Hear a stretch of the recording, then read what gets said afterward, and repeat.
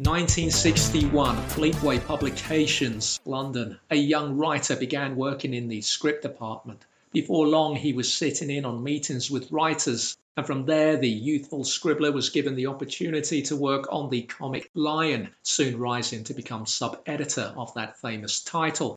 Over the next 3 decades, no one was to play a bigger part than Barrie Tomlinson in shaping the children's comics that was such a huge part of a young person's life back then. Rising to become editor of Tiger during that great title's peak years, you'd have thought that would have been enough for Barrie, but it wasn't. In 1976, by then head of Fleetway's Boys Sport and Adventure department, that's a mouthful, Barrie decided one of Tiger's most popular characters, if not the most popular, Roy Race, i.e. Roy of the Rovers, should be pulled out of Tiger and have his own comic, ignoring the fact that the following would happen a couple of years after Barrie Tomlinson's outrageous move. This was the equivalent of JR being pulled out of Dallas during its peak years and being given his own spin-off show, despite the relatively weak showing of earlier Dallas spin-off Knots Landing.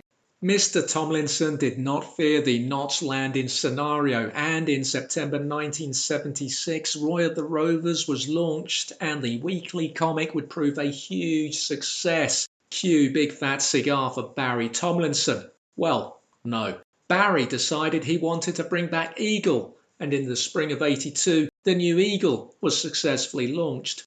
Barrie's book, Comic Book Hero, is the inside story of how Barrie Tomlinson built a hugely successful boys publishing group and oversaw the creation of some of the best-loved characters ever seen in British comics.